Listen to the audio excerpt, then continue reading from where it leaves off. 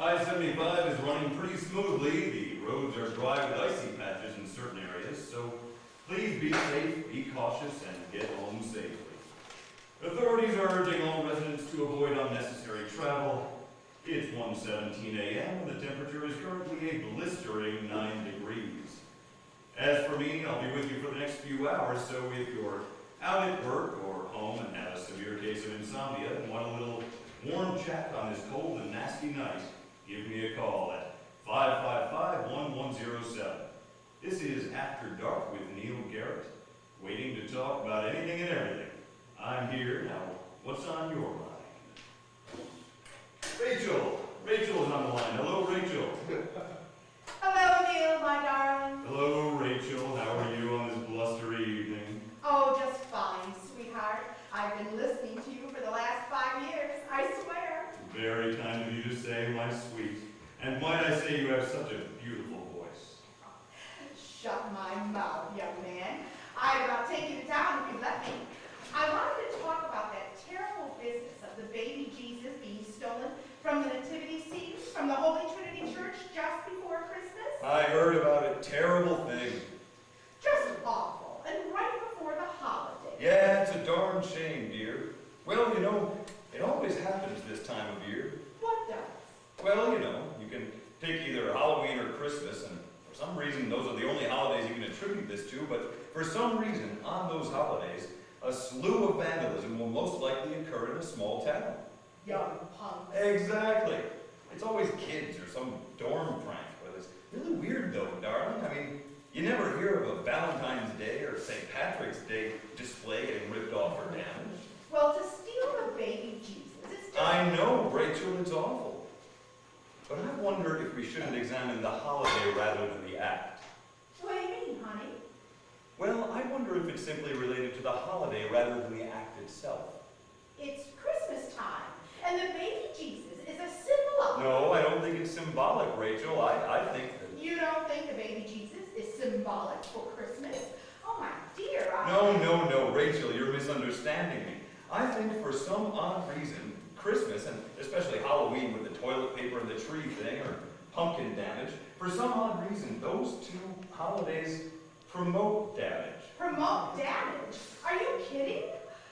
Neil, darling, are you saying the baby Jesus deserved to get stolen from that church? No, of course not, though given the latest history, it may be acceptable. Acceptable? Unsurprising, considering the whole... I'm beginning to get upset here, Neil. I have listened to you for so many years, and Rachel, my love, I'm not talking about religion. I'm talking about an obvious pattern of vandalism. Well, I just can't see how a lovely, God-loving man would suddenly think that it's okay to... Rachel. try to raise my kids to your wholesome philosophy. And then to hear this, why, I just don't understand why such a beautiful voice like yours would suddenly show God in favor of feeding punks who would destroy something so beautiful Rachel. as the baby Jesus from a nativity scene, and then blame it on Listen. a silly thing like holiday antics. Rachel! Yes, you?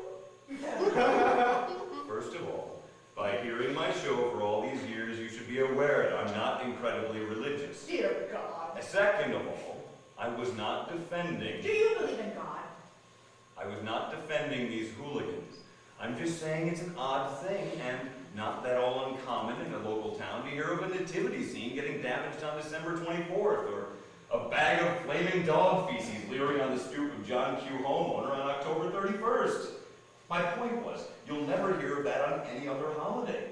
I was not being anti-Christian or any such thing. I was saying that you are not likely to hear a news story on a Macy's Garfield balloon getting stolen a week before the Thanksgiving parade. You are a sick man. Oh, please, honey, I am just... Don't you call me honey. You are a devil. Rachel, you're getting it all wrong. Devil! The devil! I curse you and all your listeners, and will tell my friends and family the same. You are not a good man, Neil Garrett. I am so disappointed in you. Well, Goodbye, sir. Rachel. Well, it appears my highly religious friend has hung up. For the record, I would like to finish my point. Selective holiday vandalism has gone too far. We all try our best to celebrate in our own special way, so the next time one of you less law-abiding citizens decides to spike the Arbor Day apple cider or gang rape the Easter Bunny, we of the Holiday Crime Busters Neighborhood Patrol will be watching. We know who you are, and we're not going to take it anymore. The time is 1:32 a.m. Give me a call at 555-1107 if you want to heat up this cold night. I'm ready. After Dark with Neil Garrett. We have Frank on the line. Frank? That lady was nuts. Just another evening for me, old boy. What's up? I just wanted to say, I love you, Neil. Thanks, Frank. Anything else? Well, what's your favorite movie, Neil? Oh, boy, Frank. This always incites a near riot, bro, but I have to say Blade Runner. Really? I like that one too, but that's Ridley Scott film. Now, I'm going to get 1,000 calls on what people think are better movies. But Blade Runner is my all-time favorite, Frank. Not the most popular film of 1982. Frank, buddy, can I ask you a question? Sure. Are you one of those guys that adds his blog contribution to the vast array of internet movie sites explaining why this or that movie is best? Yeah, once in a while I've done that. What's once in a while? Every 2 weeks? More? Maybe more. Why? My feeling of the internet is, as beautiful and delicious and wonderful as it has been, it's turned into one or two things basically overnight. Yeah? The ultimate source for porn and losers bitching about movies they hate. I'd like to say that. Have you ever written a blog, my friend? Yeah. No judgment, pal. But the fact that you said not the most popular film of 1982 leads me to believe you are one of those despicable movie geeks, which I guess I am, arguing about Blade Runner. No, I like Blade Runner. But that's all you have to say about it? You like it? Next case? Well, I think Alien is better. Yes, my point exactly. The internet is a wonderful tool, but it has opened itself to every Tom, Dick, Harry, and now Frank having their voice heard. What do you mean? Okay, here I go on my vocal blog and proving my point. Simple. I love Blade Runner. It's my favorite movie. But back in the old days of fandom, I didn't have to explain why, or how Ridley Scott's ahead of his time, beautiful filmmaking genius made the adaptation of Philip K. Dick's To Android's Dream of Electric Sheep fully fleshed out into the first ever, and maybe only, film noir set in the future. The films that stand the test of time will always be based on an underground network. Do you think in 20 years Transformers will be the next Blade Runner?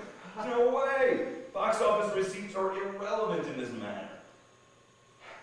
Hollywood these days is about the cash made on opening weekend. Back in them days, late 70s, early 80s, it was about what we'll never get back in the American cinema again. Art.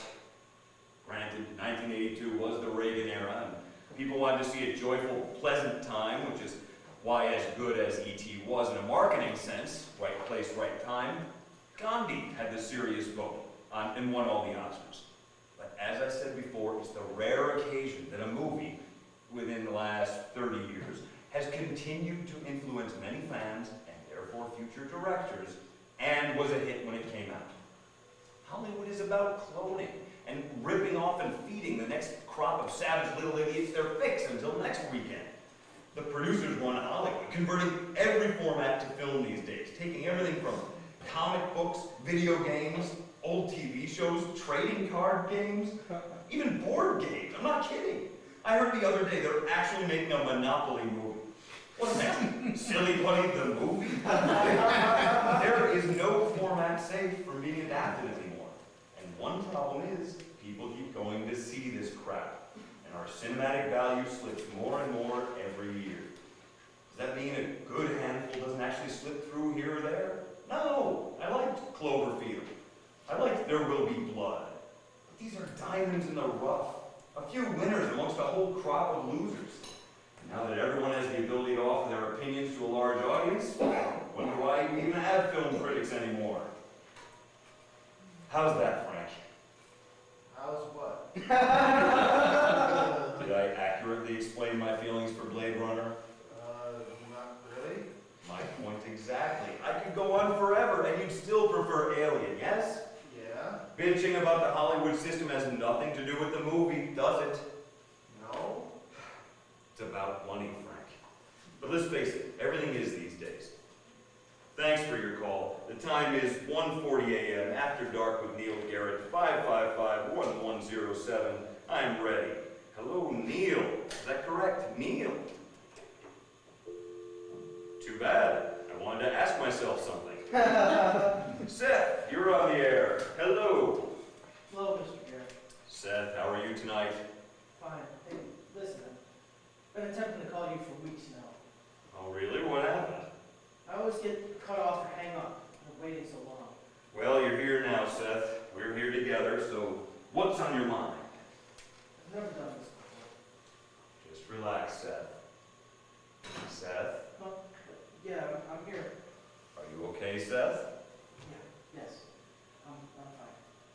You know, Seth, I've been doing this for a while, and there's two things I have to say to you right now. Uh-huh. Are you ready? Yes. The first thing is relax. I can already tell what you have to say to me is deep, so we'll both get there, okay? Okay. And the second thing is actually a question I have. Seth is not your real name, is it? No. Well, don't worry about that either. Nobody tells me their real name anyway. Trust me, what you have to say is important. I can tell, and nobody knows who you are, so just relax and tell me what's on your mind. You called to be heard, I know it.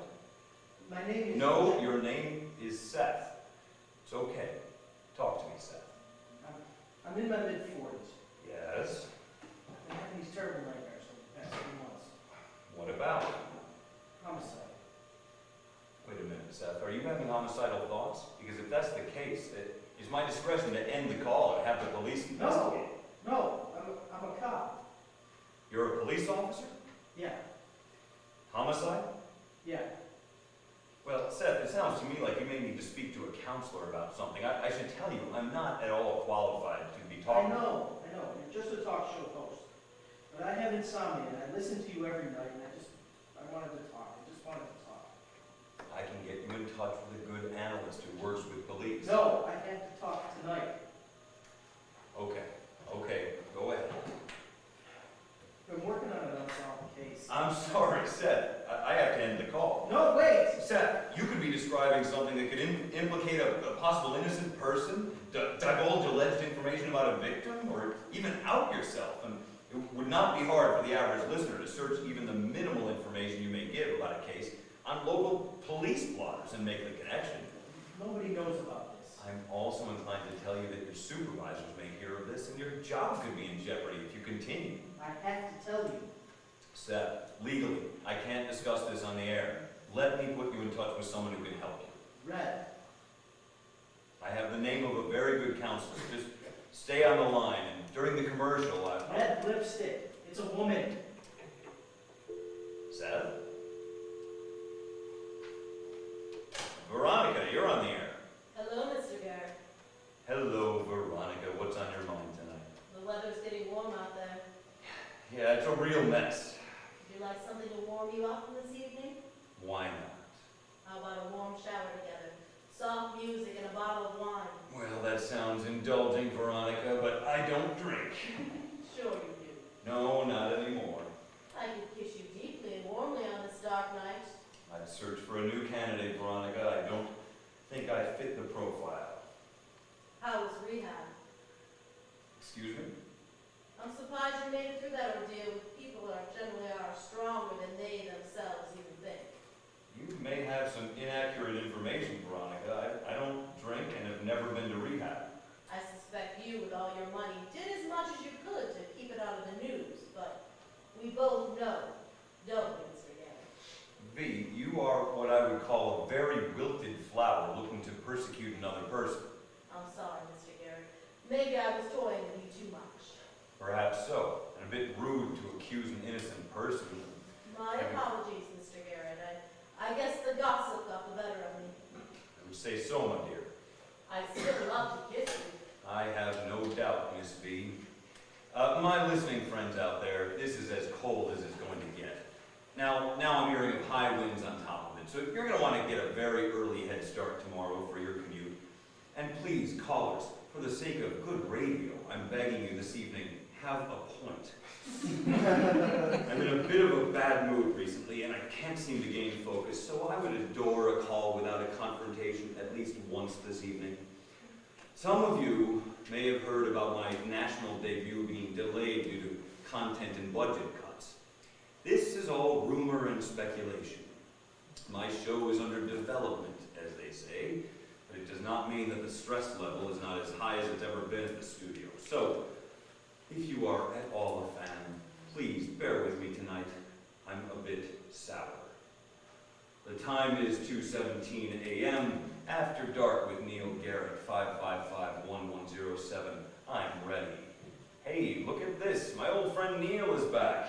Neil, are you there this time? I'm here. Hey, Neil, buddy, talk to me. I called earlier. I know, pal. We got cut off somehow. So let me ask you, how great is it to have the name of a famous radio talk show host? My name is Neil, not Howard. I know, buddy. Nice rip. But seriously, the irony is there, yes? You really have no idea, do you? What? Don't trust her. Apparently Neil is having phone trouble. Carrie, you're on the air. Hello, Neil. Carrie, baby, nice to hear a friendly voice. What's up? Have a drink, scumbag. Well, that's nice. Who's next on my hell roster? Rita, you're on the air. Is it safe? Did I wander into the Twilight Zone tonight? Andrea, you're on the air. That lipstick, she's the one. Be careful. The time is 2:20 a.m. After Dark with Neil Garrett, 555-1107. Time for this radio station to pay some bills. Wanted to tell you about how bad these roads are. Be really, really careful going out tonight. It's a complete ice cavern out there. I've heard the freezing rain hit the windows all night, and I tell my girlfriend to use caution at all times because you never know when the cops, when the weather will steer you wrong. All it takes is one mistake and you're tagged for life. I would not want to be in the wrong place at the wrong time. Everybody makes mistakes. Seth, you're on the air. Hello, Neil. I recognize your voice.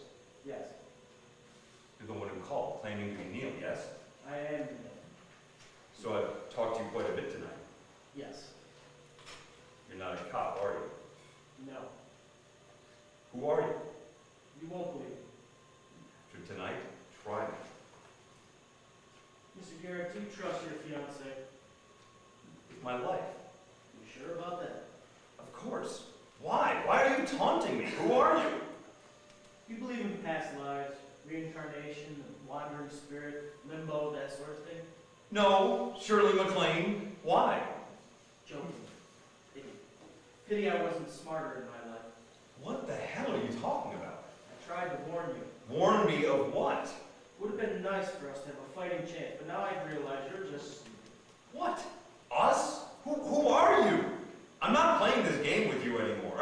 Are you a tabloid reporter or what? Pity. Pity for what? Listen, jerk off, I've had the year from hell. So if you're one of the surviving members of that car accident, I paid for it, believe me. Don't trust her. Who? Don't trust who? Red lipstick. What? What is your problem, man? Don't trust who? Who is doing this? What the hell does red lipstick mean? Your girlfriend had a sister killed in a drunk driving accident in 2003, yes? Samantha. In January. What? Why? Your girl smokes cigarettes too, huh? Tina smokes, yes. I tried to warn you. Of what? Warn me now! My name is Neil. Yeah? I'll be seeing you soon. What does that mean? What's your last name? I thought this was confidential. Nobody would know. Cut the bullshit. What is your last name? I'm sorry, Neil. Seth, wait! The unsolved murders were from a female who smoked menthol cigarettes with blood red lipstick.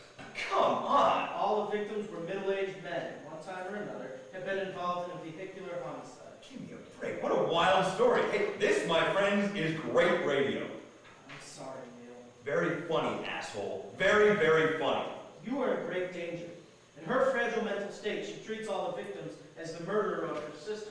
Whatever. The time is 2:24 a.m. After Dark with Neil Garrett, 555-1107. I'm ready. Try to warn us. Us? Were you involved in a vehicle accident that killed someone? Well, you've already shot for the hills. Tell me what? What, Seth? Since you know everything. Neil Garrett is found dead in his radio booth on March 7th, 2008. That's today. According to you, I'm going to die today. It would seem so. Oh, terrific. Now I've got psychics calling me. The time is 2:25 a.m. After Dark with Neil Garrett. 555-1107. I'm listening. You're not listening. Next caller. I'm sorry for both of us. Good night, Seth. Neil, Good night, Seth. Thanks for the ghost story. you could be more right than you know. I'm shivering. I suspected this would happen. Good night, Seth. Goodbye, Neil. I apologize to my listeners. Sometimes I get rattled under pressure and people push my buttons. Sorry for the profanity as well, but I suppose that's one good thing about technology these days. Everything is automated here, and I luckily have a great staff monitoring the show in Atlanta on delay. Well, I believe it's time for all of us to take a break. This is After Dark with Neil Garrett. I'll be back to take your calls shortly.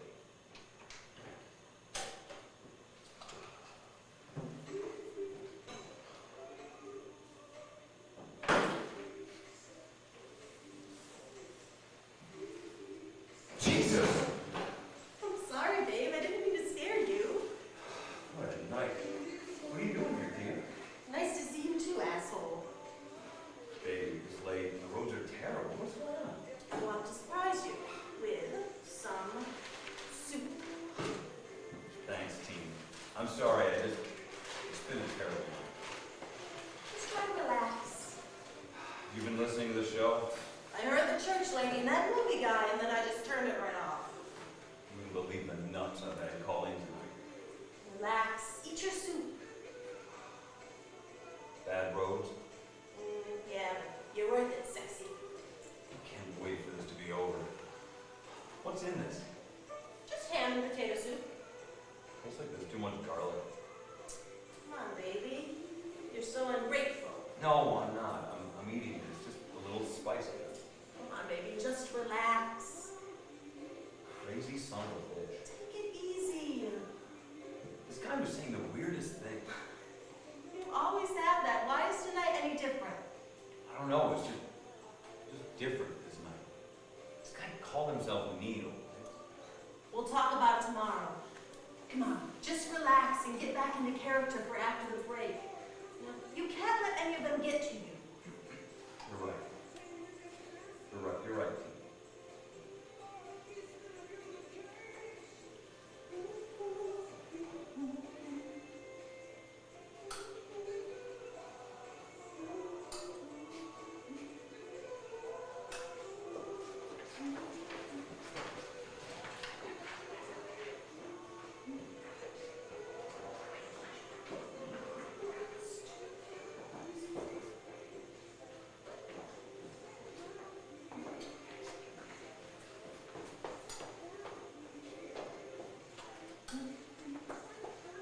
Welcome back, everyone.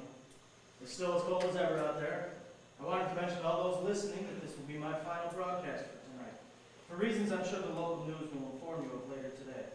Hell, maybe even the national will cover it. I can see the headline now. DJ predicts own death. Uses caller as medium. Sorry about that, Seth. I know what all of you are thinking, that this is some kind of publicity stunt infused by the recent serial killings in our area. And I'm some kind of monster for trying to bank on tragedy.